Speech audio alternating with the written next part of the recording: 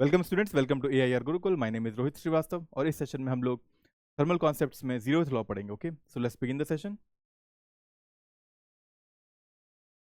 तो देखो, zeroth law ये कहता है कि अगर दो बॉडीज थर्मल इक्विलिब्रियम में हैं, ठीक है। थर्मल इक्विलिब्रियम का मतलब ये होता है ए और बी दो बॉडीज हैं और they are in thermal equilibrium with the third body है, मान लो सी, ठीक है। तो अगर हम लोग ए और सी को कांटेक्ट में लाते हैं, अगर ठीक है, टच हमने कराया ए और सी को, और दोनों का दोनों के बीच में कोई हीट फ्लो नहीं हुआ, इसका मतलब क्या है? इसका मतलब है कि टेम्परेचर ऑफ ए और टेम्परेचर ऑफ सी दोनों सेम है, तभी हीट फ्लो नहीं हुआ, है ना। और इसी कंडीशन को हम कहते हैं थर्मल इक्विलिब्रियम। वैसे ही अगर हम सी को और बी को कांटेक्ट में लेके आते हैं और अगेन कोई हीट फ्लो नहीं होता है, इसका मतलब क्या है कि सी और बी का टेम्परेचर भी सेम है, T B equal to T C है, और B and C are again in thermal equilibrium only. और अगर ऐसा होता है तब हम ये फाइनली कंक्लूजन पे आते हैं कि ए और बी भी आपस में क्या होंगे? थर्मल इक्विलिब्रियम में होंगे, ठीक है। और इसी को जीरोथ लॉ ऑफ थर्मोडायनेमिक्स कहा जाता है, ठीक है। और इसको ऐसे भी समझा जा सकता है, बिकॉज शुरू में हमने ए और सी के बीच में कंपैरिजन कॉन्टैक्ट किया, तो T A equal to T C मिला, थर्मल इक्विलिब्रियम हुआ, हीट फ्लो नहीं हुआ, तो T A should be equal to T C. और फिर हमने सी और बी को कांटेक्ट में लाया, तो इससे मालूम चला कि यहां भी हीट फ्लो नहीं हो रहा है, यानी कि T C should be equal to T B. और T A equal to T C और T C equal to T B, तो फाइनली क्या मिल रहा है? T A equal to T B ना, और टी ए टी बी के बराबर है। इसका मतलब अगर ए और बी को भी कांटेक्ट में लाते हैं तो इनके बीच में भी हीट फ्लो नहीं होगा। और इसी को हम लोग फाइनली कंक्लूड करते हैं एज कि ए और बी भी आपस में क्या है? थर्मल इक्विलिब्रियम में है, और इसी को जीरोथ लॉ ऑफ थर्मोडायनेमिक्स कहा जाता है।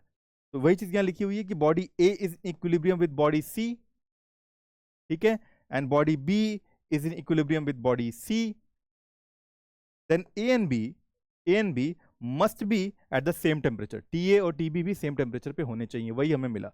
इसका मतलब ए और बी भी क्या है? थर्मल इक्विलिब्रियम में है एक दूसरे से, विद ईच अदर, ठीक है।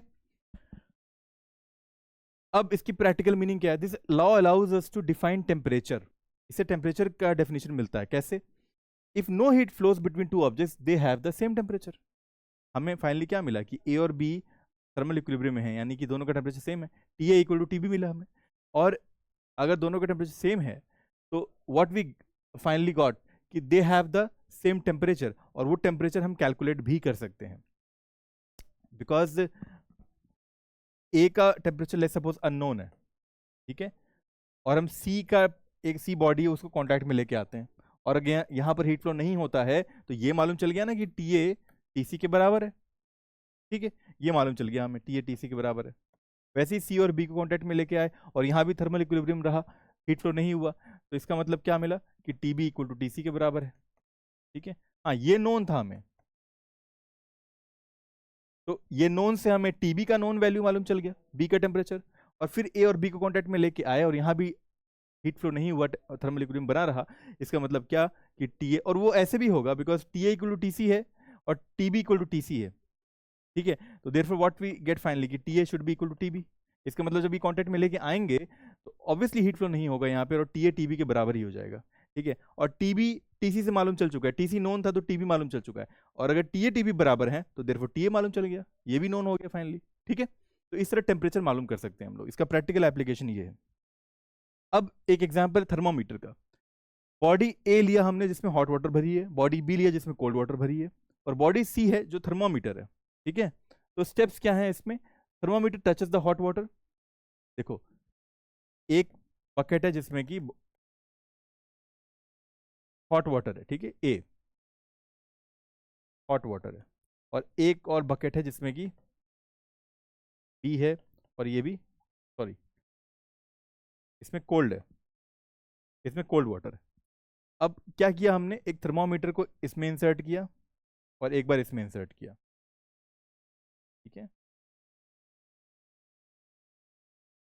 ये थर्मामीटर है, एक बार ए में इंसर्ट किया, एक बार बी में इंसर्ट किया। तो जब थर्मामीटर हॉट वाटर को टच करता है तो इट रीचेस इक्विलिब्रियम, बिकॉज इसका मर्करी राइज करेगा और ये इक्विलिब्रियम जो भी इसका टेम्परेचर होगा वो थर्मामीटर में शो कर जाएगा, और एक पॉइंट आएगा जहां पर हीट फ्लो होना बंद हो गया और इसने वही टेम्परेचर गेन कर लिया जो हॉट वाटर का था, ठीक है। तो दोनों इक्विलिब्रियम में आ गए। अब फिर हमने उसी थर्मोमीटर को उठा के बी में इंसर्ट कर दिया, ठीक है, कोल्ड वाटर में इंसर्ट कर दिया। तब यहां पर क्या होगा, यहां पर हीट फ्लो होना शुरू हो जाएगा, बिकॉज कोल्ड वाटर जो होगा लो टेम्परेचर पे होगा और थर्मोमीटर जो होगा हाई टेम्परेचर पे होगा। तो यहाँ हीट फ्लो शुरू होगा होना from thermometer to cold water, ठीक है। तो यहाँ पर डिफरेंट रीडिंग आएगी। तो we compare the temperatures using the thermometer. यहाँ पर फाइनली ये इक्विलिब्रियम में तब आएगा जब ये कोल्ड वाटर के टेम्परेचर पे पहुंच जाएगा थर्मोमीटर, ठीक है।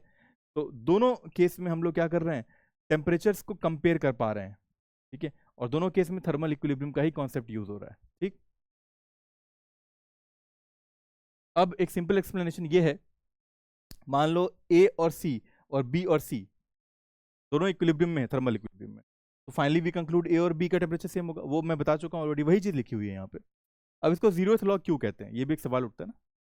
तो it was name later but it was more fundamental than first law second law. देखो थर्मोडायनेमिक्स के दो लॉ और हैं, first law and second law, लेकिन उन लॉज पे जाने से पहले ये पता किया गया कि ये मोस्ट बेसिक उनसे भी फंडामेंटल है। इसलिए जब अगले दो लॉज का नाम फर्स्ट एंड सेकंड पड़ा हुआ है तो इसका नाम जीरोथ ही रखना सही रहेगा ना, इसलिए इसका नाम जीरोथ पड़ गया। तो scientist place it before them, called it zeroth, ठीक है। तो इस सेशन में हमने जीरोथ लॉ के बारे में समझा। अगले सेशन में फिर मिलेंगे एक नए टॉपिक के साथ। Until then keep learning and keep having fun with physics. Thank you very much.